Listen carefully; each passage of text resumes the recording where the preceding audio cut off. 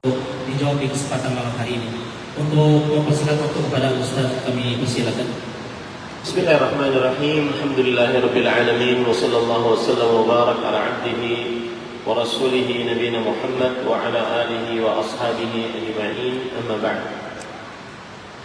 Ahibati fillah, afani Allah wa iyyakum. Kaum muslimin jamaah Masjid Mujahidin Pontianak Kalimantan Barat yang saya cintai karena Allah. Semoga Allah Subhanahu wa taala selalu memberikan afiat dan keberkahannya kepada kita seluruhnya. Tadi sudah kita pelajari tentang bahwa fondasi dasar agama Islam yang dengannya seorang muslim mempunyai keimanan yang kokoh dan dengannya seorang muslim akan selamat di akhirat adalah syahadat la ilaha illallah Muhammad Rasulullah. Kemudian juga kita sudah pelajari bahwa makna syahadat la ilaha illallah adalah apa tadi? La ma'buda bihaqqin illallah. Tidak ada zat yang diibadahi dengan benar selain Allah Subhanahu wa taala. Dan kita sudah pelajari juga makna yang kurang tepat, bahkan keliru ketika mengartikan la ilaha illallah, la qadira 'ala al-ikhtira' illallah. Tidak ada yang sanggup atas penciptaan kecuali Allah. Kita sudah sebutkan kenapa ini keliru dan kenapa ini menyimpang. Kemudian juga sudah kita sampaikan poin yang keempat, kenapa harus ada sisipan kata yang hak, yang benar. Tidak ada zat yang diibadahi dengan benar selain Allah Subhanahu wa taala. Itu semua sudah kita pelajari. Poin yang ingin saya tambahkan di dalam memahami syahadat la ilaha illallah ini selanjutnya adalah bahwa syahadat la ilaha illallah Muhammadur Rasulullah awwal wajibin 'alal mukallaf. Kewajiban pertama atas hamba-hamba Allah Subhanahu wa taala. Dan ini berbeda dengan pendapat sebagian orang yang mengatakan bahwa awwal wajibin 'alal mukallaf an-nazar fil adillah al-aqliyah awisyak fillah, yang artinya sebagian orang berpendapat bahwa kewajiban pertama bagi seorang hamba muslim adalah memperhatikan dalil-dalil tentang keberadaan Allah dengan akal. Dalil-dalil tentang keberadaan Allah dengan akal. Ini konsekuensinya adalah apabila dia tidak menemukan dan keberadaan Allah dengan akalnya, maka dia tidak beriman. Karena tidak beriman, akhirnya dia tidak sholat, tidak puasa, tidak zakat. Itu sebabnya ada di tengah masyarakat yang mengaku muslim, tapi karena mengaku belum sampai kepada ma'rifatullah, akhirnya tidak sholat. Itu penyebabnya. Akhirnya tidak sholat, tidak puasa, dan segala macam pembebanan ibadah dia tidak kerjakan dengan dalih belum sampai ma'rifatullah. Karena keliru di dalam memahami poin awal wajibin al-mukallaf at-tauhid. Kewajiban pertama atas hamba Allah adalah bersyahadat la ilaha illallah Muhammadan Rasulullah. Berarti kalau ada yang mengajarkan bahwa kewajiban pertama dalam diri seorang hamba adalah syak fillah, ragu Allah itu ada enggak, ini keliru. Karena kewajiban pertama dalam agama Islam adalah bersyahadat la ilaha illallah Muhammad Rasulullah, sebagaimana yang kita sudah sebutkan tadi dalil-dalilnya. Di antaranya Rasulullah SAW bersabda, umirtu an uqatilan nas hatta yashhadu an la ilaha illallah wa anni Rasulullah. aku diperintahkan untuk memerangi manusia sampai mereka bersyahadat la ilaha illallah dan aku adalah Rasulullah. Coba lihat perkataan para ulama tentang hal ini. Disebutkan di dalam kitab Al-Intisar li Ashabil Hadis bahwa فأول واجب على العبد هو شهادة أن لا إله إلا الله وأن محمد رسول الله. Kewajiban pertama atas seorang hamba adalah mengucapkan la ilaha illallah Muhammad Rasulullah. Dan ini yang paling mudah. Sebagian orang kewajibannya adalah bi khilafi ma yaqulu ahlul kalam min al-mu'tazilah wal asy'ariyah anna awwal wajibin 'ala al-'abd an-nazar fi al-adillah al-aqliyah 'ala wujudillah ta'ala. Berbeda dengan ahlul kalam. Ahlu kalam adalah orang-orang yang lebih mendahulukan akalnya dibandingkan dalilnya. Mengatakan bahwa kewajiban pertama atas seorang hamba adalah memperhatikan apakah Allah itu ada berdasarkan dalil-dalil akal. Kalau akalnya tidak sampai membuktikan bahwa Allah itu ada, maka berarti dia belum sholat, belum puasa, belum zakat, belum haji. Ini keliru. Ini adalah kekeliruan. Kemudian lagi perkataan Imam Al-Qurtubi rahimahullah ta'ala di dalam kitab Al-Mufhim lima ashkala alaihi min sahih Muslim. Beliau mengatakan, kata beliau adalah law lam yakun fil kalami syai'un yuzammu bihi illa mas'alatani huma min mabadihi lakana haqiqan bidzam. Manusia-manusia yang mengatakan bahwa pertama kali kewajiban seorang hamba adalah memperhatikan keberadaan Allah dengan dalil-dalil akal, kemudian ragu tentang keberadaan Allah, ini adalah sesuatu yang sangat tercela. Tidak ada kewajiban pertama bagi seorang muslim kecuali mengucapkan syahadat la ilaha illallah Muhammad Rasulullah. Itu poin yang ingin saya tambahkan. Kemudian poin selanjutnya yang sangat penting, ketika seseorang memahami makna syahadat la ilaha illallah dengan makna tadi, la ma'buda bihaqqin illallah, tidak ada zat yang berhak diibadahi selain Allah, maka memiliki konsekuensi di bawah ini. Catat itu. Siapa yang memahami la ilaha illallah dengan makna la ma'buda bihaqqin illallah, tidak ada zat yang berhak diibadahi selain Allah, maka makna ini memiliki konsekuensi. Konsekuensi yang pertama yaitu la ilaha menunjukkan kepada penafian, peniadaan. Penafian atau peniadaan Tuhan yang berhak diibadahi selain Allah, siapapun dan apapun dia. Kemudian illallah menunjukkan kepada isbat, penetapan, menetapkan hanya Allah zat yang berhak diibadahi, tiada sekutu bagi Allah. Inilah yang disebut oleh para ulama rukun la ilaha illallah. La ilaha rukun an-nafyu, penafian, peniadaan, meniadakan zat yang diibadahi selain Allah, siapapun dan apapun. Mau Nabi Muhammad SAW tidak bisa diibadahi, bahkan haram untuk diibadahi. Mau Rasul dari malaikat yang paling mulia Jibril alaihissalam tidak boleh diibadahi, haram untuk diibadahi. Berdoa kepada Nabi haram, berdoa kepada Jibril haram, apalagi kepada orang-orang yang di bawah derajatnya dari dua malaikat, dua makhluk ini,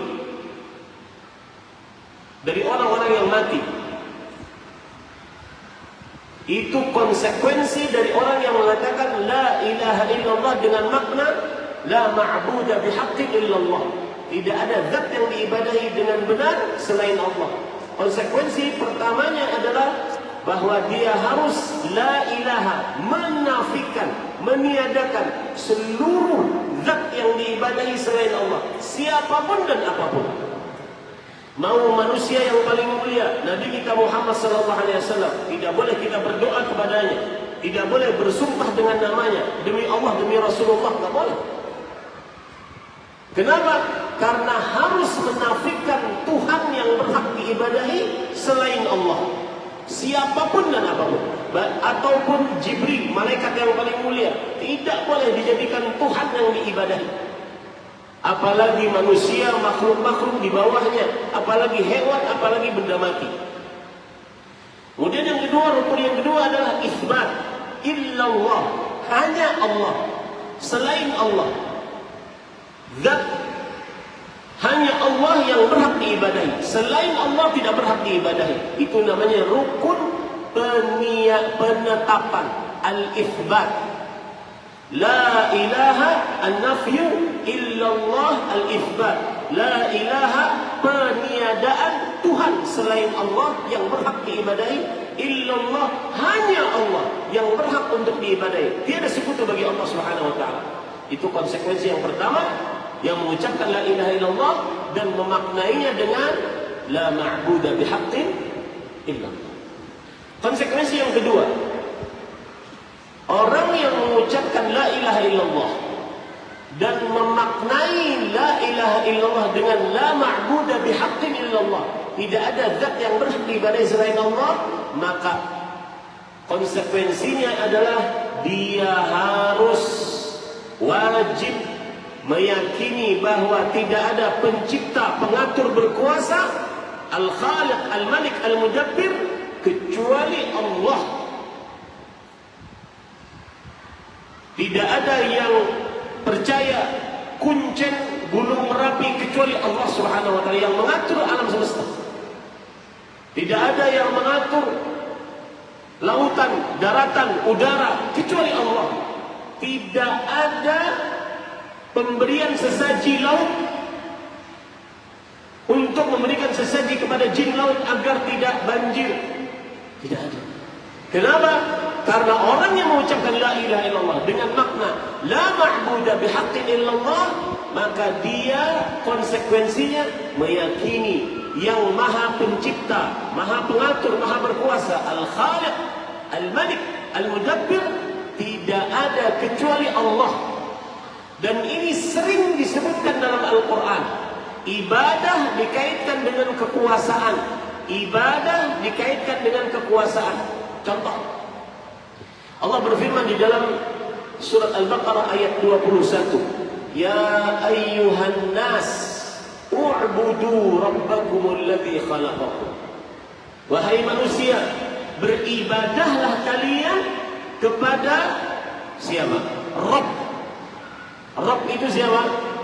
Al-Khaliq, Al-Malik, Al-Mudabbir, yang maha pencipta, maha pengatur, maha berkuasa. Dan dia adalah Allah yang telah menciptakan kalian.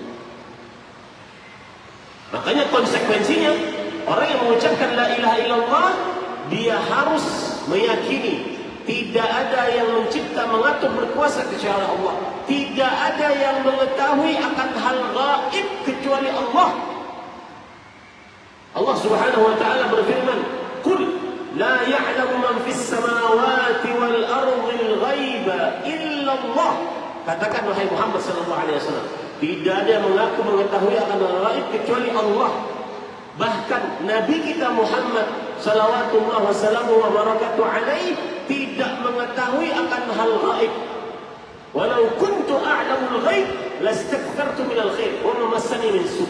Kalau aku mengetahui akan hal gaib, kata Allah sebagai disebutkan dalam Al-Quran, maka niscaya aku akan berbanyak kebaikan. Aku tidak akan tertimpa musibah, terluka. Di peperangan Uhud beliau terluka.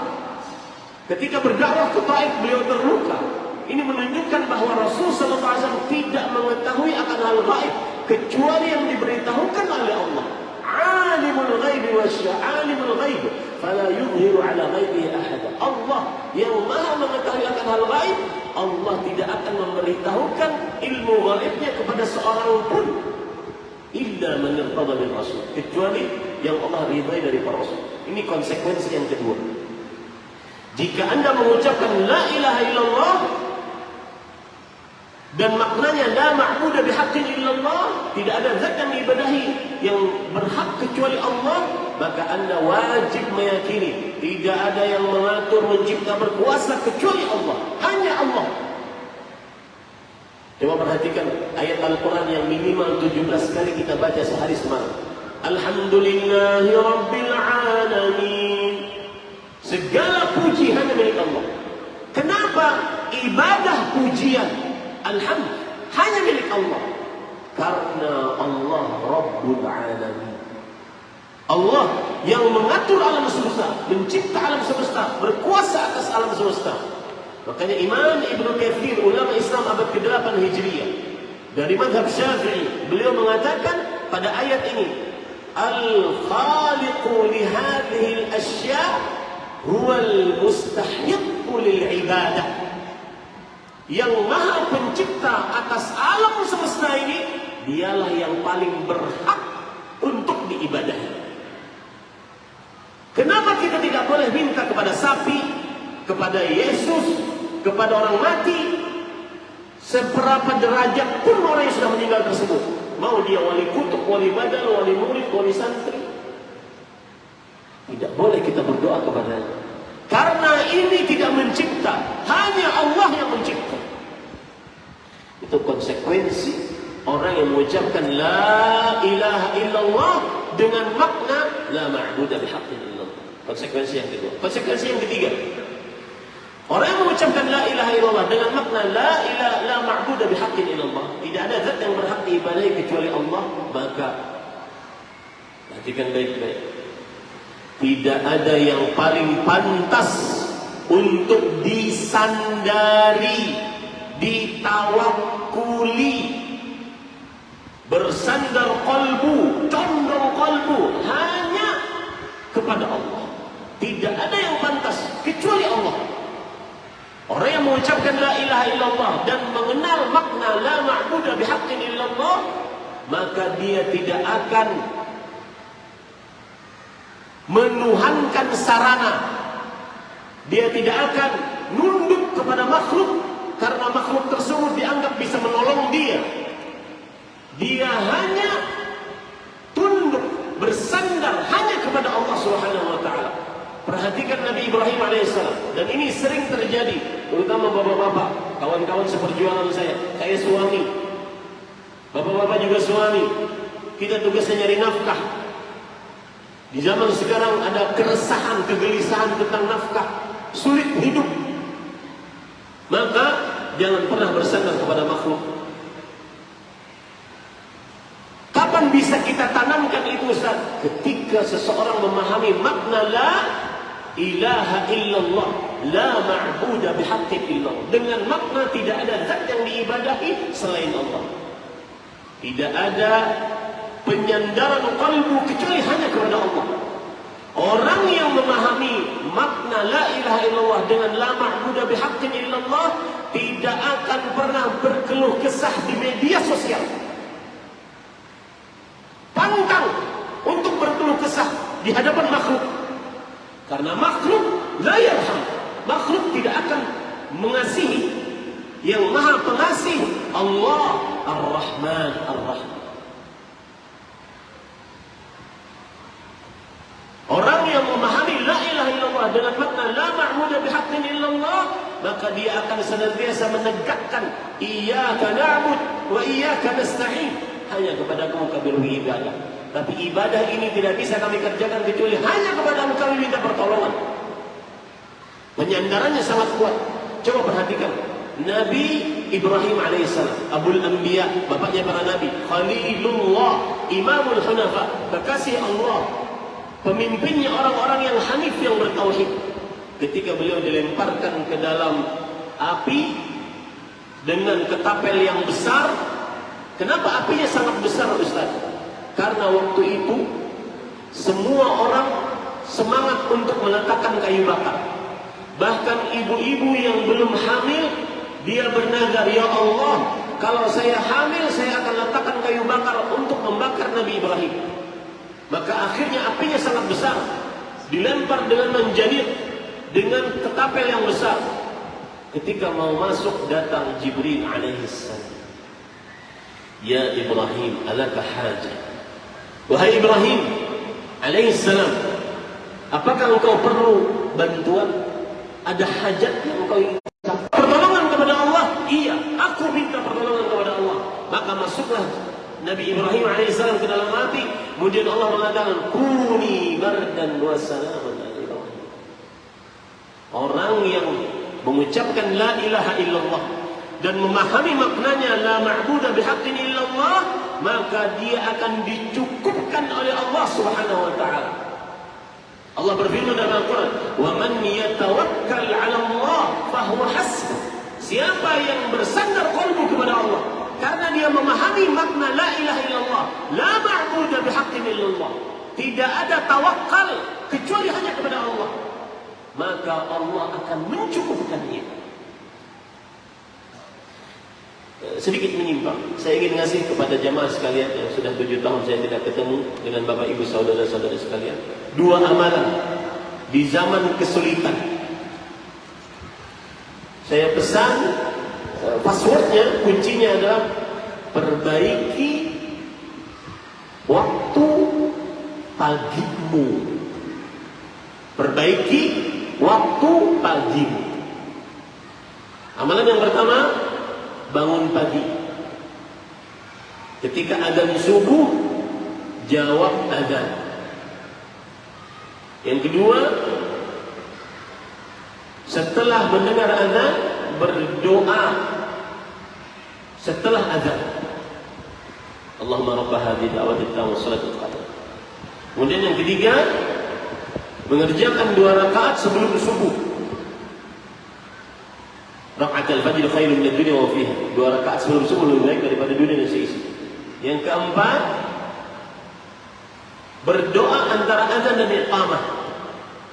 Ad-du'a baina al-adhan wal iqamah la yurad. Doa di antara azan dan iqamah tidak ditolak. Yang kelima, salat subuh berjamaah. Man shalla subha fi jama'ah fa huwa fi dhimmatillah. Barang siapa yang salat subuh berjamaah, maka dia dalam jaminan Allah. Yang keenam, berzikir setelah salat subuh. Yang ketujuh, zikir pagi. Siapa yang mengerjakan ini, maka niscaya Allah akan cukupkan harinya pada saat itu sampai sore. Dalilnya apa Ustaz? Sebelum saya sebutkan dalilnya, para ulama mengatakan, yaumuka mithlu jamalik, in amsakta awwalahu tabi'aka akhiruh. Harimu seperti ontamu. Kalau engkau memegang awal onta, kepalanya si onta, pemimpinnya onta, maka yang lain-lain akan mengikutimu. Kalau orang perhatian kepada waktu paginya, awal harinya, maka akhir harinya akan dicukupkan oleh Allah Subhanahu wa taala. Makanya Imam Ibnu Qayyim mengatakan, yaumuka mithlu syababik. Harimu seperti masa mudamu. Man syabba ala syai' syabba alaih. Siapa yang di masa mudanya dia baik, maka akhir hidupnya juga akan baik. Begitulah hari-hari seseorang. Jika 7 hal ini dia kerjakan di pagi hari, jamin Allah Subhanahu wa taala akan mencukupkan hidupnya. Dalilnya apa? Hadis riwayat Muslim. Hadis riwayat Muslim. Abdullah bin Mas'ud radhiyallahu anhu ketika beliau setelah sholat subuh dan mengerjakan yang 7 tadi, beliau mengatakan kepada para sahabatnya di masjid, "Atala'ati syams?" Apakah matahari sudah terbit? Kemudian para sahabatnya mengatakan belum. Ketika matahari sudah terbit, baru beliau bangun dari majlisnya. Kemudian beliau berkata, "Alhamdulillah alladzi kafana fi hadzal yaum."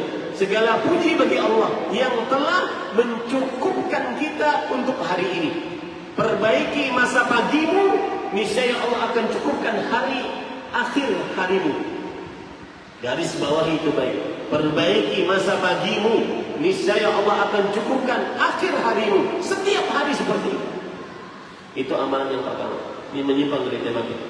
Karena saya ingat tadi, tauhid Yang bertawakal kepadanya Allah akan cukupkan kepada. Amalan yang kedua, apabila ada keresahan, kegelisahan, kegundahan, rasa takut yang banyak di zaman sekarang. Kenapa banyak keresahan, kegelisahan di zaman sekarang? Karena kita banyak melihat melalui media sosial. Melihat orang sedih, sakit, miskin, dia resah. Jangan-jangan saya akan seperti dia. Melihat orang kaya, senang, lapang, dia resah. Kapan saya seperti dia? Jadi dua sisi dia membuat resah. Dan keresahan alham wal gham jundun min junudillah. Keresahan dan kegelisahan itu tentara-tentara Allah yang Allah uji hamba dengannya. Obatnya berdoa. Doa yang paling terbaik adalah sholat. Itu baik-baik. Obat resah adalah doa, dan doa yang paling terbaik adalah sholat. Karena Rasulullah SAW idza hazalahu amrun fazi'a ila shalah. Rasul SAW kalau ada yang membuat resah beliau segera mengerjakan sholat. Nabi Zakaria alaihissalam resah, belum punya anak. Kemudian beliau melihat Maryam alaihissalam di luar kebiasaan ketika Maryam beriktikaf di mihrabnya. Kemudian mendapati makanan yang bukan pada musimnya. Maka Nabi Zakaria bertanya, "Anna laki hadha?"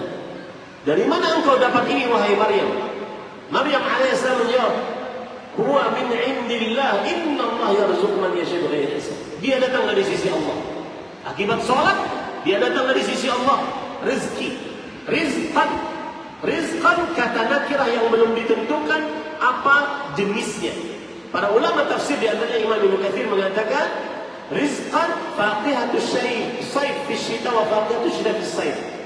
Yang artinya makanan buah-buahan yang ada aturannya di musim panas diberi oleh Allah di musim dingin.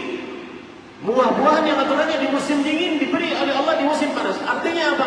Tidak pernah terputus rezekinya gara-gara dia berdoa, doanya dengan sholat. Ketika Nabi Zakaria mendapati itu, maka apa yang terjadi kepada Nabi Zakaria? Hunalika da'a Zakaria rabbah. Saat itulah Nabi Zakaria berdoa kepada Rabb. Doanya bagaimana? Sholat. Makanya Allah berfirman dalam Al-Quran, "Fanadatul malaikatu wa huwa qa'imun yusalli fil haram." Maka para malaikat memanggil Nabi Zakaria untuk memberitahukan bahwasanya istrinya akan hamil dengan seorang anak yang bernama Yahya. Saat itu Nabi Zakaria berdoa dalam keadaan sholat di mihrabnya. Maka obat resah doa. Doa paling afdal adalah apa? Sholat. Itu dua amalan. Konsekuensi selanjutnya. Jadi para ikhwan yang benar-benar bertauhid la ilaha illallah dengan makna yang benar, la ma'budu bihaqqin illallah, tidak akan pernah bertawakal kecuali hanya kepada Allah. Semua kolega, orang kaya, punya jabatan, punya harta, semuanya hanya sarana. Tidak boleh bersandar kepada sarana. Bersandarnya hanya kepada Allah. Saya ingin mencontohkan. Ini air. Air secara sebab, musabbab dan akibat, apabila saya minum akan menghilangkan rasa haus saya. Tetapi orang yang bertauhid akan sangat percaya air ini hanya sebab saja. Jika Allah tidak menjadikan itu sebab menghilangkan haus, kira-kira hilang gak hausnya? Begitulah orang bertauhid dengan makna la ma'buda bihaqqin illallah. Konsekuensi yang selanjutnya, yang keberapa? Yang keempat, orang yang mengucapkan la ilaha illallah dengan la ma'buda bihaqqin illallah sebagai maknanya, maka dia sangat perhatian terhadap keikhlasan amal, menjauhi riya, menjauhi sum'ah.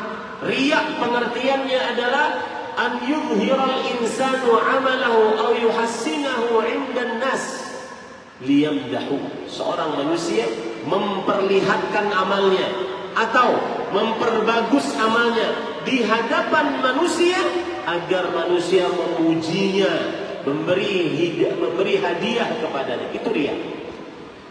Sum'ah, memperdengarkan amalnya atau memperbagus suaranya agar didengar oleh orang lain sehingga orang lain memujinya. Itu sum'ah. Orang yang mengucapkan la ilaha illallah dengan makna la ma'budu bihaqqin illallah, paham betul hanya Allah yang paling berhak untuk diibadahi. Pujian manusia bukan tujuan dia, hanya Allah yang menjadi tujuan dia. Rasul sallallahu alaihi wasallam bersabda dalam hadis riwayat Imam Muslim, "Ana aghna asy-syuraka'i 'ani syirk, man 'amila 'amalan asyraka fihi ma'i ghairi taraktu wa syirk." Aku, kata Allah, zat yang sangat tidak membutuhkan sekutu. Siapa yang beramal dengan sebuah amalan yang mensekutukanku di dalamnya, aku tinggalkan dia dan amalnya. Ditolak oleh Allah Subhanahu wa taala. Hati-hati, terutama kita di zaman kamera. Semua dikamerain, semua difoto, semua dijadikan status. Coba tantang dirimu, ini musim haji, musim kurban, tantang dirimu. Kasih challenge terhadap diri kita. Berhaji, berumrah tanpa status, tanpa video, dan tanpa foto. Sanggup? Tanpa foto di Arafah, menghadap Jabal Rahmah, padahal kiblatnya di belakangnya. Saya pernah diceritakan oleh seseorang, ada orang masuk ke Masjid Nabawi sekitar bertiga. Kemudian yang satu langsung duduk tasyahud tanpa salat, langsung duduk tasyahud. Lalu terjadilah proses pemotretan, angle kanan, angle kiri, belakang, depan. Setelah selesai pemotretan, keluar dari masjid. Ini para ikhwan, riyaknya ikhlas. Benar-benar tidak ingin ibadah sama sekali. Hanya sekadar ingin bahwa saya sudah sampai ke Masjid Nabawi. Bahkan ada yang live, masuk rombong live. Semakin, Masya Allah, semakin menangis. In tubdus sadaqat fani'immahi wa in tukhfuha wa tu'tuha al-fuqara fahuwa khairuh. Jika kalian bersedekah ditampakkan, itu bagus. Tetapi jika kalian sembunyikan dan berikan kepada orang miskin, maka itu lebih afdal. Semakin tersembunyi, semakin ikhlas. Orang yang mengucapkan la ilaha illallah dengan mengetahui maknanya la ma'budu bihaqqin illallah, tidak akan pernah meremehkan keikhlasan. Sangat perhatian terhadap niat. Lima fa'alta, fulan, kenapa engkau buat? Ahmad Zainuddin, kenapa engkau sekarang ceramah? Untuk siapa nih? Sholat, imam, azan, untuk siapa sholatnya? Terus tanyakan dalam diri, lima fa'alta, untuk apa kamu kerjakan ibadah ini? Nulis buku, untuk apa kamu kerjakan? Agar dikatakan sebagai ustaz banyak buku? Untuk apa? Amar ma'ruf, nahi munkar. Selalu tanyakan, lima fa'alta, untuk apa kamu kerjakan? Itu konsekuensi yang keempat. Yang kelima, yang terakhir, karena waktu para ikhwan yang dirahmati oleh Allah Subhanahu wa taala, konsekuensi yang kelima, orang mengucapkan la ilaha illallah dengan makna la ma'budu bihaqqin illallah, maka dia akan sangat tegar, kokoh di dalam menghadapi kesulitan-kesulitan hidup. Kenapa? Karena dia meyakini Allah Maha Pencipta, Maha Kuasa, Allah Maha Perkasa, Allah yang sanggup mengeluarkan dari kesulitan kepada kemudahan. Orang yang mengucapkan la ilaha illallah dengan makna la ma'budu bihaqqin, pantang untuk putus asa. Pantang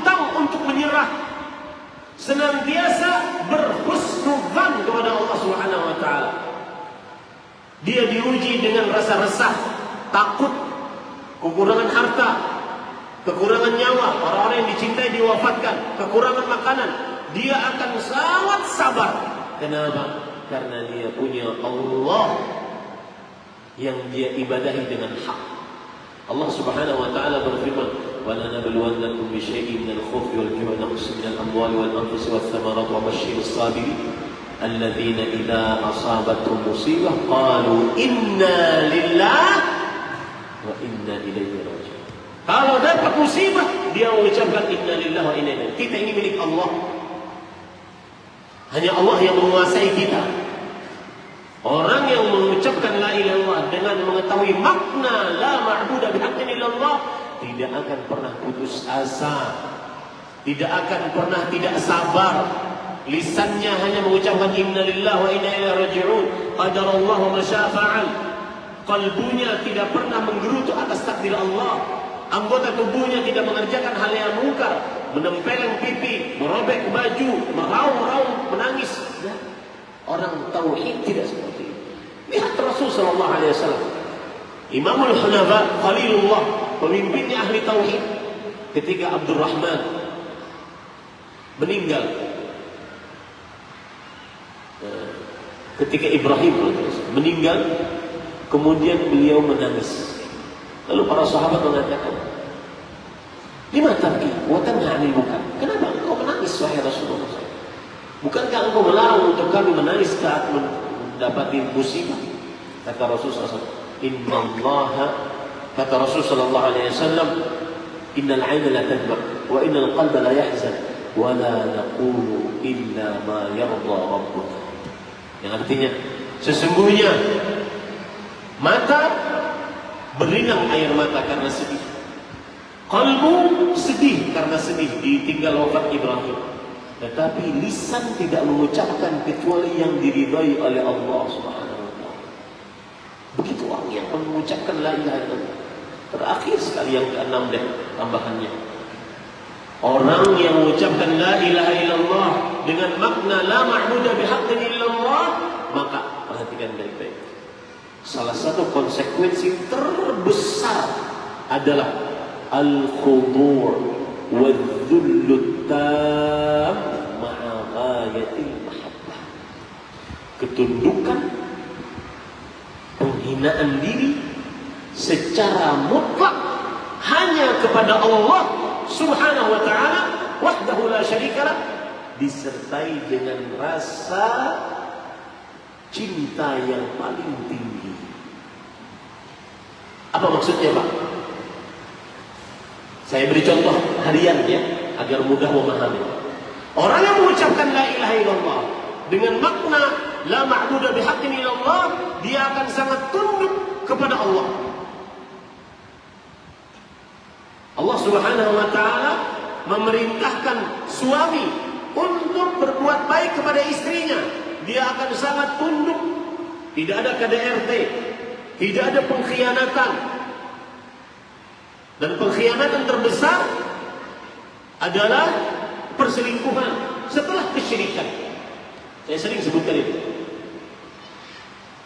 Menafkahi, bukan malah suami yang dinafkahi. Memberikan contoh teladan. Kenapa? Karena itu semua perintah Allah Subhanahu wa taala. Rasulullah Allah Subhanahu wa taala berfirman, "Ar-rijalu qawwamuna," para suami qawwam, pemimpin atas istri, atas keluarganya. Allah Subhanahu wa taala juga berfirman, "Ya ayyuhalladzina amanu qu anfusakum wa ahlikum nar."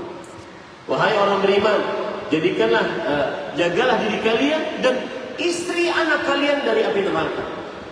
Orang yang mengucapkan la ilaha illallah dengan makna la ma'budu bihaqqin illallah, dia akan sangat tunduk kepada ayat-ayat tadi. Dia akan sangat tunduk kepada hadis-hadis Rasul sallallahu alaihi wasallam yang mengatakan, "Istausu bin nisa'i khairan." Aku wasiatkan kalian wahai para suami, berbuat baiklah kepada istri-istri kalian. Jangan sering silent treatment, kasihan Pak. Coba bayangkan anak perempuan kita dibegitukan oleh suaminya, didiemin, Bahkan ada sampai kasus kepada saya, didiemin sampai 15 tahun, tapi tetap serumah. Kan kasihan. Rasul sallallahu alaihi wasallam bersabda, "Khairukum khairukum li ahli wa ana khairukum li ahli." Aku adalah sebaik-baik kalian adalah suami yang terbaik untuk istrinya, dan aku adalah suami terbaik untuk istrinya. Lihat bagaimana la ilaha illallah mempengaruhi kehidupan berkeluarga. Orang yang mengucapkan la ilaha illallah dengan makna la ma'budu bihaqqin illallah pantang untuk memutuskan hubungan rahim. Saya pesan nih kepada yang pernah ngaji duduk di majelis saya, siapa saja yang sekarang masih memutuskan hubungan rahim, bermaaf-maafanlah, engkau akan rugi kalau tidak maaf-maaf. Amalmu tidak akan naik sampai selesai urusanmu dengan orang tersebut. Tidak boleh, Pak. Tidak. Rasulullah SAW bersabda, tidak ada sesuatu amalan atau dosa yang Allah ingin menyegerakan siksanya di dunia disertai dengan siksa di akhirat dibandingkan memutuskan hubungan rahim. Putus hubungan rahim antara anak dengan orang tua, putus hubungan rahim antara kakak dengan adik, putus hubungan rahim antara paman dengan keponakan, putus hubungan rahim antara rahim-rahim yang ada. Hati-hati. Orang yang bertauhid la ilaha illallah dengan makna la ma'budu bihaqqin illallah sangat tunduk kepada Allah. Sangat tunduk kepada Allah. Contoh yang lain lagi yang banyak terjadi di masyarakat. Orang yang bertauhid la ilaha illallah dengan makna la ma'budu bihaqqin illallah, maka dia sangat memperhatikan kesepakatan, perjanjian. Kalau hutang bayar, jangan pakai afwan akhi, bayar. Afwan akhi. Paham arti afwan akhi? Ya. Mohon maaf saudara belum bisa bayar, enggak bayar. Katanya ahli tauhid. Kenapa? Karena orang yang bertauhid dengan makna la ma'budu bihaqqin illallah, dia paham betul bahwasanya nanti, perhatikan ini Pak, kita akan berjalan di atas sirat. Sirat adalah jembatan yang dibentangkan oleh Allah, di bawahnya neraka jahanam. Semua dari kita akan berjalan di atas. Wa in minkum illa wariduha kana 'ala rabbika hatman maqdiya. Tidak ada di antara kita kecuali akan menjalaninya. Itu sudah ketetapan dari Allah. Menjalaninya pasti, selamatnya belum pasti. Lihat ayat yang selanjutnya dalam surat Maryam. Tsumma nunajjil ladzina taqaw wa nadhurul zalimin fiha jithiya. Kemudian kami selamatkan orang-orang yang bertakwa dan kami biarkan orang-orang yang zalim. Kalaupun sudah selamat Pak, ada qantarah. Qantarah adalah jembatan kecil. Jika orang ini sudah dinyatakan masuk ke dalam surga atau selamat dari sirat, maka dia akan diberdirikan di qantarah. Untuk apa Pak? Untuk qisas.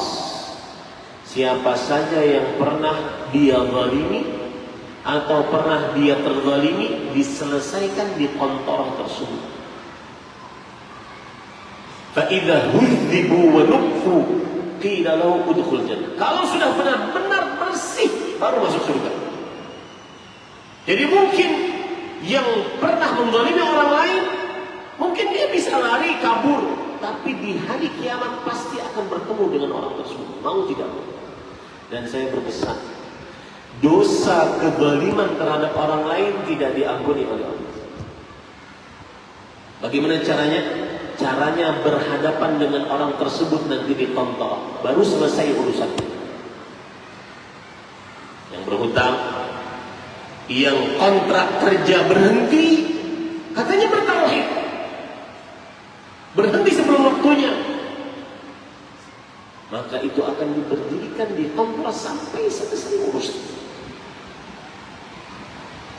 Ini Bapak Ibu, saudara-saudari yang dimuliakan oleh Allah, jam 8.15, mudah-mudahan bisa menjawab beberapa pertanyaan saya biar tidak terlalu malam. Saya bersyukur kepada Allah di hari pertama, mungkin ini malam pertama, hari-hari yang paling mulia selama setahun, 10 hari pertama bulan Dzulhijjah. Jangan malas untuk beramal saleh, karena tidak ada amalan yang paling banyak pahalanya untuk diamalkan kecuali 10 hari pertama bulan Dzulhijjah. Bahkan para ulama mengatakan ayyamu afdalu ayyamid dunya ayyamul ashur. Hari-hari yang paling afdal sepanjang adanya dunia, sepanjang masa adalah 10 hari pertama bulan Dzulhijjah. Wallahu a'lam. Baik, jazakumullah khair, kita ucapkan kepada Ustaz Ahmad Zainuddin atas penyampaian materinya.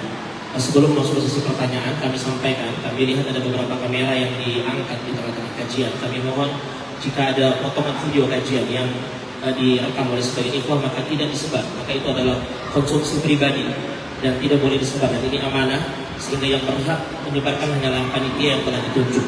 Ini demi masalah. Baik, ini ada pertanyaan Ustaz. Pertanyaan pertama, Bismillah, saya seorang anak dan dulu semasa kuliah dan awal-awal nikah saya sering melawan orang tua saya dan tidak mau mendengarkan nasihat. Alhamdulillah Allah memberi saya hidayah dalam kajian sunnah. Setelah saya belajar, saya berusaha memperbaiki sikap ke orang tua saya. Tetapi orang tua saya tidak pernah sholat dan datang ke orang pintar jika ada kesulitan. Jika saya berusaha menasihati mereka, maka mereka tidak mau menerima dan mengungkit kenakalan saya tatkala muda dulu. Saya berusaha terus berbakti dengan orang tua saya untuk mengenalkan mereka kepada tauhid. Dan saya terus berdoa, mohon nasihat untuk saya. Barakallahu fikum. Bismillah, walhamdulillah, wassalatu wassalamu ala rasulillah. Yang paling pertama dilakukan oleh anak tersebut adalah tetap untuk berbakti pada kedua orang tua, karena itu adalah perintah Allah Subhanahu wa taala. Dan perintah bakti pada orang tua perintah agung karena digandengkan dengan tauhid. Dengan tauhid. Wa qadha rabbuka alla ta'budu illa iyyahu wa bil walidayni ihsan. Rabbmu telah menetapkan agar jangan kalian beribadah kecuali hanya kepada Allah, yaitu tauhid, dan berbaktilah kepada kedua orang tua.